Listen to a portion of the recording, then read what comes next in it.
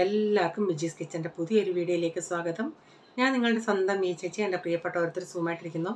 ദൈവം സഹായിച്ച് ഇവിടെ സൂമായിട്ടൊക്കെ ഇരിക്കുന്നു. ഇന്നൊരു ദിവസം ദൈവം ദാനമായി തന്നു. അതിന് ദൈവത്തിന് നന്ദി പറയാം. അപ്പോഴേ ഇത് പുതിയ നൈറ്റി അല്ല കേട്ടോ. ഇത് 3-4 വർഷമായെന്ന് തോന്നുന്നു. കാരണം നാട്ടിൽ നിന്ന് ചേച്ചിയുടെ ഹസ്ബൻഡ് പോയി എനിക്കിങ്ങനെ വേണമെന്ന് പറഞ്ഞുകൊണ്ട് പോയി എടുത്തതാണ്. പക്ഷേ കണ്ട കോട്ടനാന്ന് പറയും, പക്ഷേ ഇച്ചിരി വേറെയും കൂടെ ചേർന്ന പ്യുവർ കോട്ടൺ അല്ല.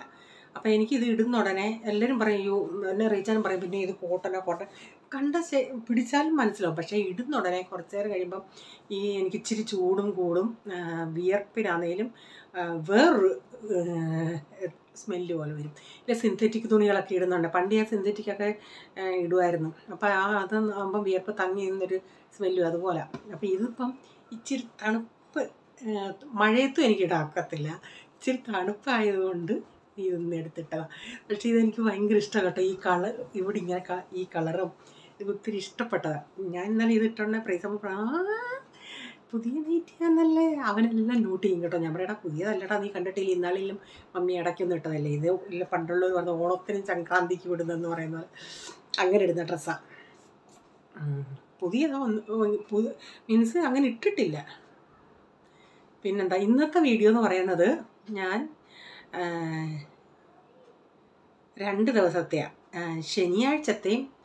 അപ്പോൾ ഇത്രയും ദിവസം വന്നോ ഇടയ്ക്ക് ഇത്തിരി ഒത്തിരി ലോങ് വീഡിയോ ഉണ്ടെങ്കിൽ അതിൻ്റെ പകുതിയൊക്കെ ഞാൻ വേറെ ദിവസം ഇടും. അങ്ങനെ ഇടും, ആരെ അങ്ങനെ അധികം ബുദ്ധിമുട്ടിക്കേണ്ടതെന്ന് പറയും. പക്ഷേ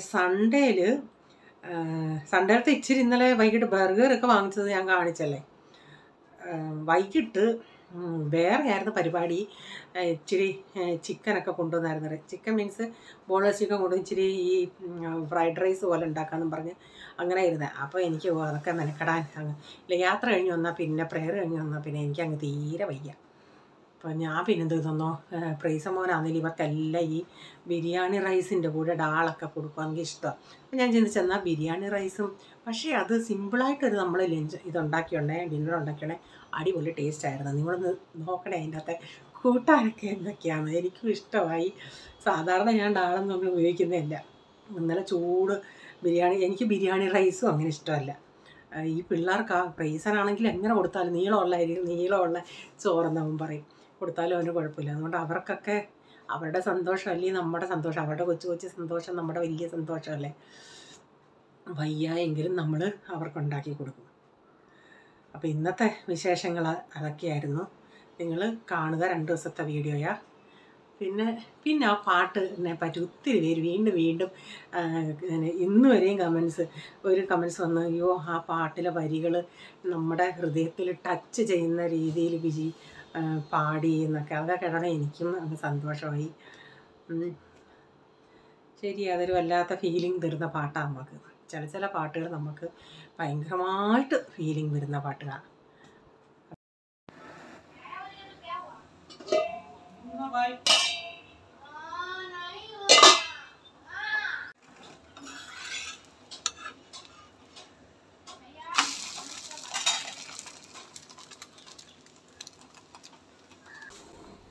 രാവിലെ എല്ലാവർക്കും ഇന്ന് സാറ്റർഡേ ദിവസമല്ലേ, സാറ്റർഡേ ഇവിടെ മിക്കവാറും മാഗി ആയിരിക്കും. അപ്പോൾ അവന്മാർ വെജിറ്റബിൾ ഇല്ലാത്ത മാഗിയൊക്കെ അവർക്കൊക്കെ ഉണ്ടാക്കി കൊടുത്ത്. അപ്പോൾ എനിക്കും റീച്ചാനും ഇച്ചിരി, അപ്പച്ചനും വെജിറ്റബിൾ ഇല്ലാത്തതാണ് കൊടുത്തത്. എനിക്കും റീച്ചാനും ഇച്ചിരി വെജിറ്റബിൾ മാഗിയൊക്കെ ഉണ്ടാക്കി. പ്രൈസൻ അന്നേരം ഈ സാറ്റർഡേ പ്രൈസന് സ്കൂളുണ്ടായിരുന്നു. അപ്പോൾ പ്രൈസന് ഞാൻ ടിഫിൻ കൊണ്ടുപോകാനായിട്ട് എഗ്ഗ് ചപ്പാത്തി ഉണ്ടാക്കിയത്. അതിനവിടെ ഞെണുങ്ങക്കമായിരുന്നു, വേണ്ടെന്നും പറഞ്ഞു. പിന്നീട് ഞാനൊരു മുട്ടക്കറി, ഞാൻ പ്രൈസൻ ഇന്ന് ഇവിടെ ഉണ്ടല്ലോ എന്നാൽ അവന് മുട്ടക്കറിയും ചപ്പാത്തിയും ഇഷ്ടമാണല്ലോ, അങ്ങനെ ഉണ്ടാക്കി കൊടുക്കാന്നുള്ള രീതിയിലാണ് ഇന്നലെ ഇതങ്ങ് മനസ്സിൽ ചിന്തിച്ചാൽ. അതുകൊണ്ട് ഇന്നങ്ങ് അത് മാറ്റിയില്ല, അത് തന്നെ ഉണ്ടാക്കാമെന്ന് വെച്ചു. അപ്പം ഞാൻ മുട്ടക്കറിക്കുള്ള സവാളയും ടൊമാറ്റോയും എല്ലാം കൊടുന്ന് വഴറ്റി എടുത്തിട്ട് മസാലയെല്ലാം കൂടെ ചേർത്ത് ഇച്ചിരി നേരം ഒന്ന് അടച്ച് വെച്ചിട്ട് അതിൻ്റെ അത് ഇച്ചിരി ചൂടുവെള്ളം കൂടെ ഒഴിച്ച് കൊടുത്തിട്ടുണ്ട്. അപ്പോൾ ഈ മുട്ടക്കറി ആകുമ്പം പിന്നെ അവൻ ഉച്ചയ്ക്കാണെങ്കിലും അവനത് കഴിക്കും. പക്ഷേ മുട്ടക്കറി എന്ന് പറഞ്ഞാൽ അവന് അതിൻ്റെ കൂടെ മുട്ടയും വേണം. ചാറായിട്ട് കൊടുത്താൽ പറയൂ ഇത് തിന്നാനൊരു ടേസ്റ്റ് ഇല്ലെന്ന്. അപ്പം ഞാൻ പറയും ഒരു കാര്യം ചെയ്യാം, നിനക്ക് ഉള്ള ഒരു മുട്ട ഞാൻ പകുതി ഒരു നേരം തരാം, കൊടുക്കുന്നതിനല്ല, അങ്ങനെ എപ്പോഴും ഒത്തിരി കൊടുക്കുന്നത് നല്ലതല്ലല്ലോ, ഒരു ദിവസം ഒന്നും രണ്ടും ഒക്കെ കൊടുക്കുന്നത് നല്ലതല്ലല്ലോ. അതുകൊണ്ട് ഞാൻ ഇതുവരെ അങ്ങനെ മുറിച്ച് കൊടുത്തിട്ടില്ല. ചാറ് കൊടുക്കുവാണെങ്കിൽ ചിലപ്പം കഴുകി ഇങ്ങനെ പറയുമായിരുന്നു, എന്നാലും അങ്ങ് അഡ്ജസ്റ്റ് ചെയ്യും. പിന്നെ മുട്ടയൊക്കെ ഞാനൊന്ന് പൊളിച്ചെടുക്കട്ടെ. ദിവസവും ഈ കൂട്ടാൻ വെപ്പ് എനിക്കൊരു വല്ലാത്ത ഇത്, എന്താ തന്നടി പിന്നടി, കാബേജ് ബീൻസ് പയർ, കാബേജ് ബീൻസ് പയർ. പിന്നെ ഒരു മുട്ടക്കറി ആകുമ്പം പിന്നെ അവരങ്ങ് ചപ്പാത്തിക്കും അതുകൊണ്ടങ്ങ് നിൽക്കുമല്ലേ. എന്നും എന്താ ചെയ്യേണ്ടി. അപ്പോൾ മുട്ടയൊക്കെ ഞാൻ പൊളിച്ചെടുത്ത്, മുട്ടയൊക്കെ ഈ മൊബൈൽ ഇടയ്ക്കിടയ്ക്കങ്ങ് സ്റ്റക്ക് ആവുന്നുണ്ട്. അതെനിക്ക് ഞാൻ ഒത്തിരി വീഡിയോ എനിക്ക് കട്ട് ചെയ്ത് കളയേണ്ടി വന്നിട്ടുണ്ട്. കാരണം ഞാൻ എടുക്കുന്ന സമയത്ത് അന്നേരം നമുക്ക് മനസ്സിലാവത്തില്ല, എഡിറ്റ് ചെയ്യുന്ന അതാ ചില വീഡിയോകൾ തീരെ കുറവായിട്ട് തോന്നുന്നേ. അതിന് മുമ്പിട്ടുള്ള ചില ഷോട്ടുകൾ ഇങ്ങനെ ഞാൻ നോക്കുന്നുണ്ടേ, സ്റ്റക്കായി അന്നേരം അത് ഇട്ടിട്ടും അങ്ങോട്ടൊരു ഇത് വരത്തില്ല. അതുകൊണ്ടാണ് ഞാൻ പിന്നെ ഡിലീറ്റ് ചെയ്ത് കളയുന്നത്. അപ്പം മുട്ടയും കൂടെ ഇട്ടിട്ട് ഇച്ചിരി നേരം ഞാനൊന്ന് അടച്ച് വെച്ചിട്ട് ചെറിയ തീയിൽ അവിടെ ഇട്ടിരുന്നു. അന്നേരം ഇച്ചിരി ഒന്ന് എണ്ണയൊക്കെ തെളിയും. അപ്പം നോക്കിയുണ്ടേ ഇന്ന് തോരൻ വയ്ക്കാനൊന്നുമില്ല. നോക്കിയുണ്ടേ ഇച്ചിരി കാബേജും ഉണ്ട്, കുറച്ച് കോവയ്ക്ക ഇരിപ്പുണ്ട്. പിന്നെ ഞാൻ ചിന്തിച്ചെന്നാൽ അത് എല്ലാം കൊണ്ട് എടുത്ത് ഇത്തിരി ഉള്ളിയൊക്കെ ഇട്ടൊന്ന് തോരൻ വയ്ക്കാമെന്ന്. അപ്പോൾ മുട്ടക്കറിയൊക്കെ ഇവിടെ റെഡിയായി. അപ്പം ഞാൻ ഇച്ചിരി 2 സവാള എടുത്ത് അതൊന്ന് ഇച്ചിരി കറിവേപ്പില ഇതെല്ലാം ഇട്ടൊന്ന് വഴറ്റിയിട്ട് ഉപ്പും മഞ്ഞൾപ്പൊടിയും എല്ലാം ചേർത്ത് തേങ്ങയും ചേർത്തിട്ട് ഇതുകൂടെ അരിഞ്ഞത് ചേർത്തേ. അപ്പം പക്ഷേ ആ തോരൻ വെച്ചിട്ടുണ്ടല്ലോ നല്ല അടിപൊളി ടേസ്റ്റായിരുന്നു. നമ്മൾ സെപ്പറേറ്റ് കാബേജൊക്കെ വെക്കുന്നതിനേക്കായി ഈ കാബേജും ഈ കോവയ്ക്കയും കൂടെ ഇട്ട് അരിഞ്ഞ് തോരൻ വെച്ചോണ്ടെങ്കിൽ നല്ല സൂപ്പർ ടേസ്റ്റായിരുന്നു. ഇവിടെ പ്രൈസ് ഞാൻ പറയും ഇച്ചിരി പൂനാച്ച കൂടുതലാണ്. ചിലതൊക്കെ കൊടുക്കുമ്പോൾ അത് വേണ്ട എന്ന് പറഞ്ഞു. ആ ചെറുക്കൻ്റെ ശരീരത്തിൽ അങ്ങനെ വെജിറ്റബിൾ ചെല്ലുന്നേ ഇല്ല. പക്ഷേ ഇത് കൊടുത്തോണ്ടേ ആൾക്ക് ഇഷ്ടമായി. നല്ലൊരു ടേസ്റ്റായിരുന്നു. ഇച്ചിരി സവാളയും ഇതെല്ലാം കൂടെ ചേർത്തുണ്ടാക്കിയുണ്ട്. അപ്പം ഞാനതെല്ലാം കൂടെ ഒന്ന് മിക്സ് ചെയ്തിട്ട് ഒരു സ്വല്പം 1-2 ടേബിൾ സ്പൂൺ വെള്ളം കൂടെ ഒഴിച്ചു ആ പാത്രത്തിൻ്റെ അകത്ത്. കാരണം ഇച്ചിരി കോവയ്ക്കകത്തു നിന്നൊക്കെ വരും, എന്നാലും ഞാനൊന്ന് ഇച്ചിരി 1-2 ടേബിൾ സ്പൂൺ വെള്ളം കൂടെ ഒഴിച്ച് അടച്ചിട്ടിട്ടുണ്ട്. അപ്പം സാമ്പാർ വയ്ക്കാനായിട്ട് ഞാൻ ഇച്ചിരി തുവരപ്പരിപ്പ് ഇട്ടിട്ടുണ്ട്. പിന്നെ മസാലപ്പൊടികൾ ഞാനൊന്ന് ചൂടാക്കിയിട്ട് ആദ്യം അങ്ങ് മസാലപ്പൊടികൾ അടിയിലിട്ട്. കാരണം കഴിഞ്ഞ ദിവസം ഞാൻ മുകളിലായിരുന്നു മസാലപ്പൊടി ഇട്ടത്. അപ്പം പ്രഷർ ഇങ്ങനെ വന്ന ഉടനെ ഇച്ചിരി വെള്ളം കൂടുതലായിരുന്നു. വെളിയിൽ ആ മസാല എല്ലാം കൂടെ തെറിച്ച് വെളിയിൽ വന്നോടനെ അങ്ങ് ഇവിടെ അപ്പച്ചനൊക്കെ കിടന്ന് അങ്ങ് തുമ്മക്കുമായിരുന്നു. അതുകൊണ്ട് ഇന്ന് അടിയിലങ്ങ് ഇട്ടിരുന്നു. തെറിച്ച് വന്നാലും അങ്ങ് മുകളിലോട്ട് വരത്തില്ലല്ലേ. ഈ വെള്ളം ഈ നമ്മുടെ മുകളിൽ കിടക്കുന്ന വെള്ളം ഇച്ചിരി അല്ല വരത്തുള്ളൂ. മസാലയുടെ അത്രയും മറ്റേത് മസാല ഞാനൊന്ന് ഇളക്കിയില്ലായിരുന്നെന്ന് തോന്നുന്നു. എന്തോ എന്നാലും ഇച്ചിരി കൂടുതലായിട്ട് വെളിയിൽ ആ ഇട്ട പൊടികളെല്ലാം വെളിയിൽ ചാടി. അപ്പോൾ പുളി ഞാനവിടെ പിഴിയാൻ വെച്ചിട്ടുണ്ടായിരുന്നു. ആ പുളിവെള്ളം കൂടി ഇതിൻ്റെ അകത്ത് ഒഴിച്ചിട്ടുണ്ട്. എന്നിട്ട് അതവിടെ കിടന്ന് 2 വിസിലടിക്കട്ടെ. ഇന്ന് സാമ്പാറിന് ചേനയില്ലായിരുന്നു. മറ്റേ മിക്കവാറും റീജൻ ചേന കൊണ്ടുവരത്തില്ല, അന്യായ വിലയുമാണ്. റീജൻ തന്നെത്താൻ ഇങ്ങനെ സാമ്പാർ ഭാജി കൊണ്ടുവരുമായിരുന്നു.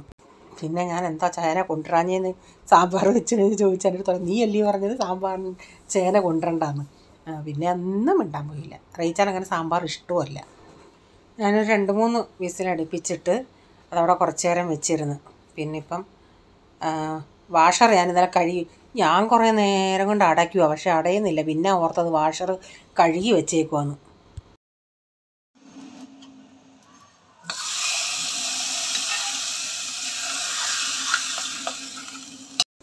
അപ്പോൾ സാമ്പാർ റെഡി ആയിട്ടുണ്ട്. അപ്പോൾ ഇത്രയും ശനിയാഴ്ചത്തെ വീഡിയോ ആയിരുന്നു. ഇനിയും കാണിക്കുന്നത് ഞായറാഴ്ച രാത്രിയിലത്തെയാണ്.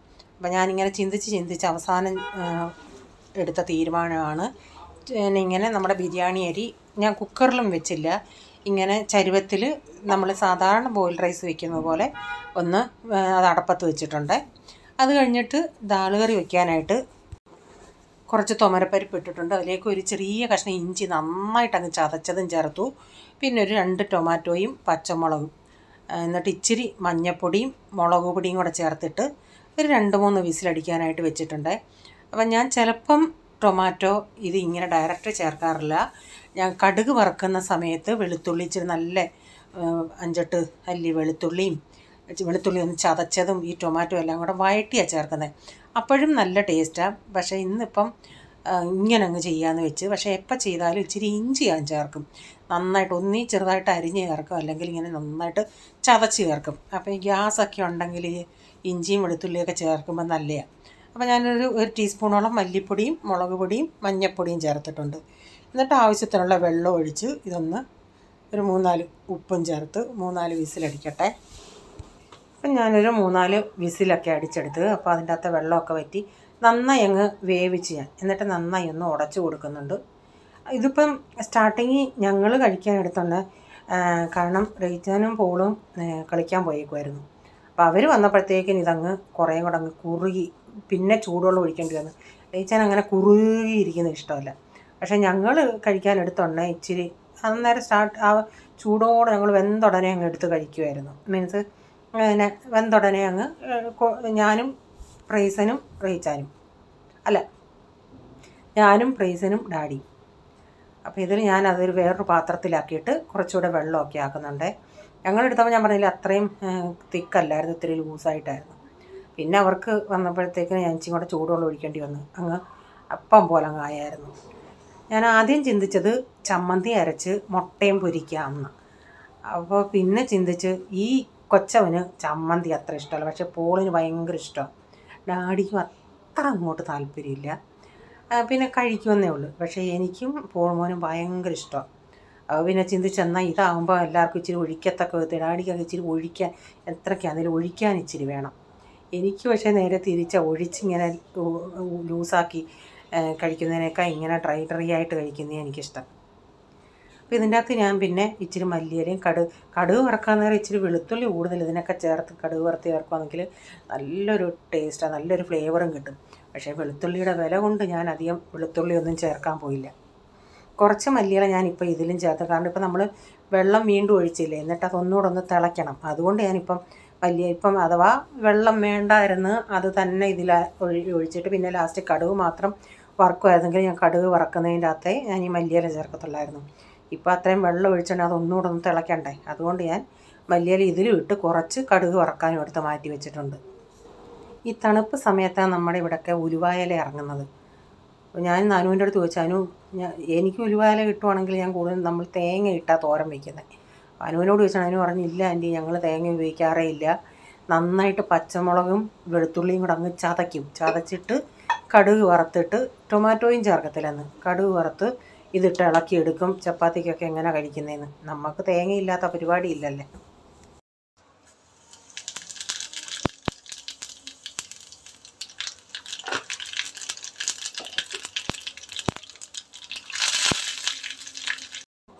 ഞാൻ കടുക് വറക്കാൻ ജീരകമായിട്ടത് കടുകിട്ടില്ല. എന്നിട്ട് ഞാൻ കറിവേപ്പില ഇട്ടു. ഒരു 3-4 വെളുത്തുള്ളി ഇങ്ങനെ ചതച്ച് ചേർത്ത് പിന്നെ സവാളയും ഇച്ചിരി മല്ലിയിലയും ഇതിൻ്റെ അകത്ത് ഇട്ട് വഴറ്റി കറിവേപ്പില ഇട്ടിട്ടുണ്ട്. എന്നിട്ട് ലാസ്റ്റിൽ ഇച്ചിരി മുളക് പൊടിയും കൂടെ ചേർത്ത് മൂപ്പിച്ച് കറിക്കകത്തൊഴിക്കാം.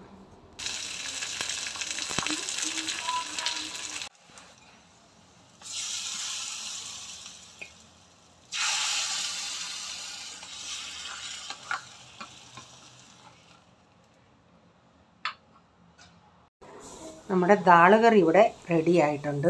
ഇനി നമുക്ക് മുട്ട പൊരിക്കാം. ഞാൻ ചിന്തിച്ച് മുട്ടയും കൂടെ പൊരിക്കാം. മുട്ട പൊരിക്കുന്നതിന് ഇവിടെ ആർക്കും തേങ്ങയും ഉള്ളിയും പച്ചമുളകും ഇതൊന്നും വേണ്ട. നമ്മൾ നാട്ടിലൊക്കെ ആണെങ്കിൽ ഇതെല്ലാം ചേർത്തല്ലേ മുട്ട പൊരിക്കുന്നത്.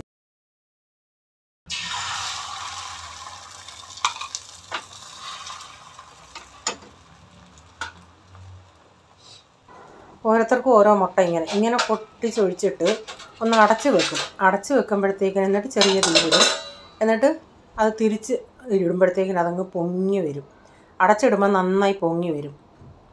അപ്പോൾ ഇങ്ങനെ ഒന്ന് അത് പൊങ്ങി വരുന്ന നിങ്ങൾക്കത് കാണുന്നില്ല വീഡിയോയിൽ, നന്നായി പൊങ്ങി വരും. പക്ഷേ എനിക്ക് ഇച്ചിരി തേങ്ങയും പിന്നെ ഉള്ളിയും ഇതൊക്കെ ഇട്ട് ഉണ്ടാക്കുന്നതാണ് ഇഷ്ടം. പിന്നെ ഇപ്പോൾ ഇവരുടെ കൂടെ ഇത് ശീലിച്ച് ഇവർക്ക് ഇങ്ങനെ ഉണ്ടാക്കി ശീലിച്ച് ഞാനും പിന്നെ വല്ലപ്പോഴും പിന്നെ ഇച്ചിരി സവാള അരിഞ്ഞ് ചേർക്കും. അപ്പോൾ ഇങ്ങനെ മുട്ടയും കൂടെ പൊരിച്ചെടുക്കട്ടെ.